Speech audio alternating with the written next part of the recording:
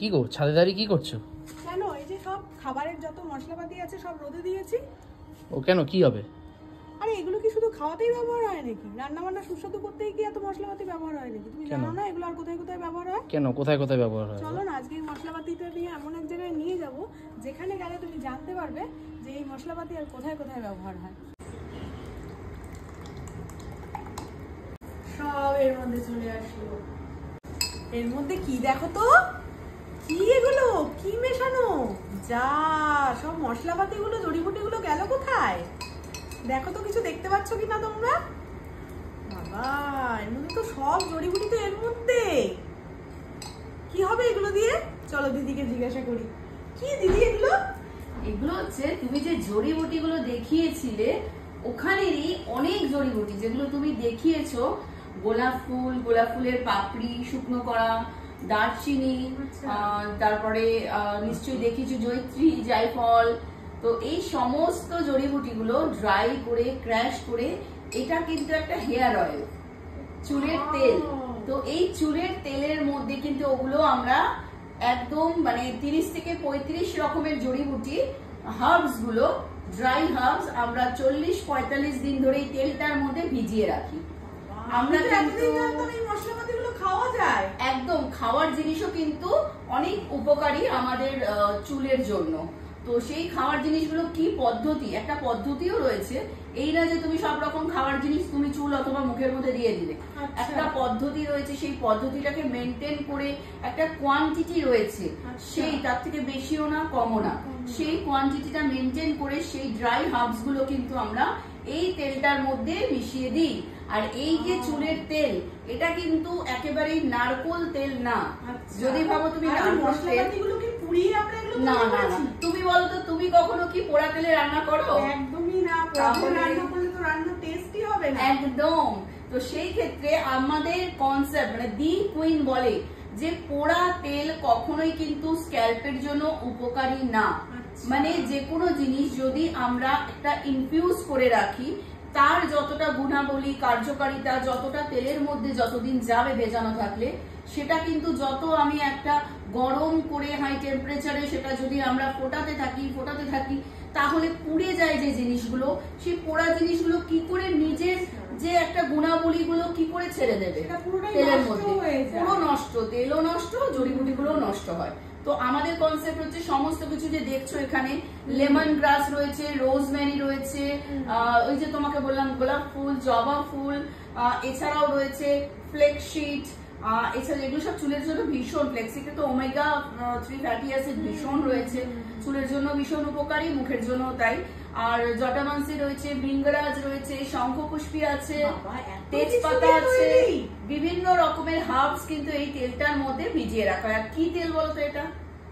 আমার তো দেখে তো কিছুটা সরষের তেলের মতো লাগছে। একদম না, সরষের তেল। দেখো আগের সরষের তেল আর এখনের সরষের তেলের মধ্যে কিন্তু অনেক ডিফারেন্স।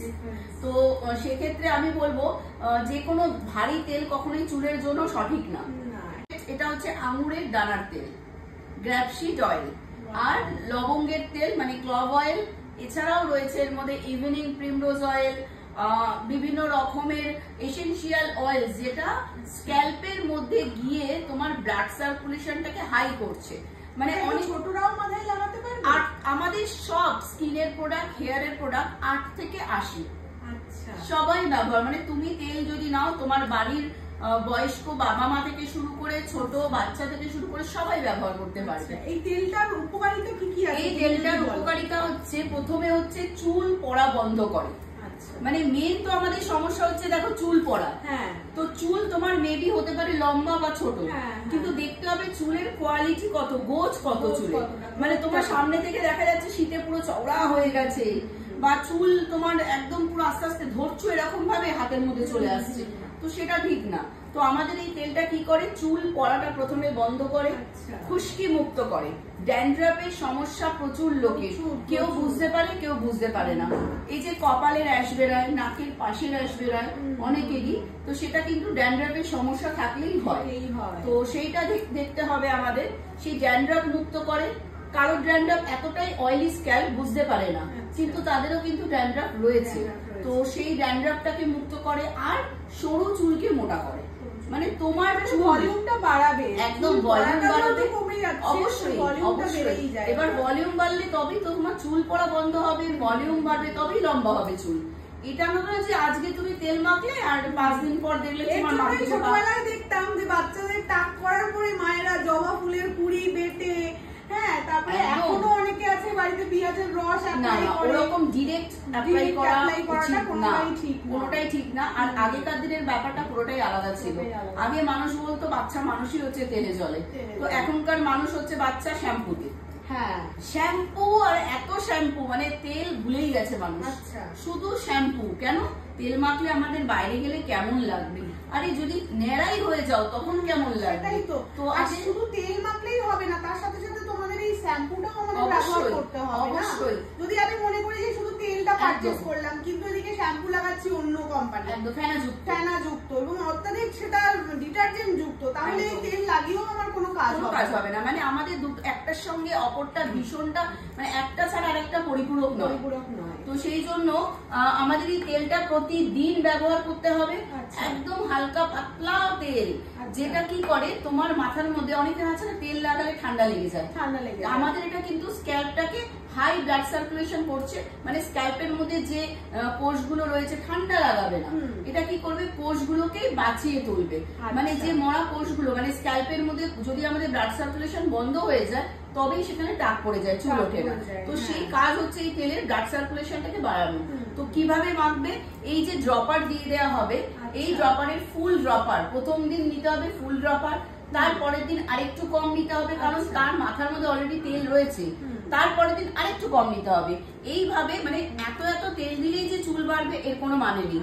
অল্প অল্প করে নিতে হবে, প্রচন্ড কার্যকারী। এই ফোঁটা ফোঁটা করে স্ক্যাল্পের মধ্যে ফেলবে। মানে এটা না যে তুমি পুরোটাই তেল মাথায় ঢেলে দিলে এরকম ভাবে ঘষে নিলে হয়ে গেল না।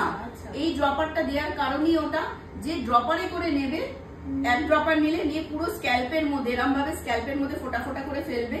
ফেলে কি করবে, এইভাবে আঙুল দিয়ে, ফিঙ্গার টিপস দিয়ে এইভাবে ঠিক দাবাবে, একদম প্রেস করে করে, কোন রকম এই ঘষে ঘষে এরাম এরাম করে মাসাজ না, পুরোটাই ফিঙ্গার টিপস দিয়ে এইভাবে ঠিক স্ক্যাল্পের মধ্যে এইভাবে প্রসেসে কিন্তু প্রেস করে করে 10 থেকে 15 মিনিট এরম ভাবেই প্রেস করে মাসাজ করতে হবে।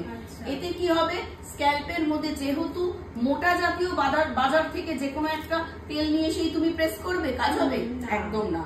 আমাদের তেলের সেই গুণটা রয়েছে, সেই গুণের উপর ডিপেন্ড করেই আমরা এই প্রেস মাসাজ করে অ্যাপ্লাই করতে বলি, তাতে কাজটা হবে একদম পুরোটাই অ্যাবজর্ব হয়ে যাবে স্ক্যাল্পে।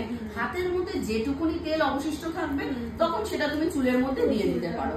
তো সেই ক্ষেত্রে চুল চ্যাটচ্যাটা করবে না, কারণ এটা মোটা তেলও না, হালকা তেল, একদম ঝট করে অ্যাবজর্ব হয়ে যাবে, আর অল্পতেই কাজ হয়। সুতরাং এত এত তেল কেউ ইউজ করবে না। আর সপ্তাহে 2 দিন শ্যাম্পু করবে, এই সালফেট ফ্রি শ্যাম্পু, একদম হালকা পাতলা, ফেনা কম হয়। আর শ্যাম্পুর কাজ কিন্তু স্ক্যাল্পটাকে ক্লিন করা, এটা না শ্যাম্পুর কাজ যে ড্যান্ড্রাফ মুক্ত করা, চুল গজানো। শ্যাম্পুর এটা কাজ না, শ্যাম্পুর কাজ শুধু স্ক্যাল্প, আমাদের নোংরা স্ক্যাল্পটাকে পরিষ্কার করা, চুলটাকে পরিষ্কার করা। তো এই পরিষ্কারের জন্যই কিন্তু এই শ্যাম্পুটা তৈরি করা হয়েছে, আর যাতে মানুষের ক্ষতি না হয় সালফেটে, সেই জন্য সালফেট ফ্রি এটা।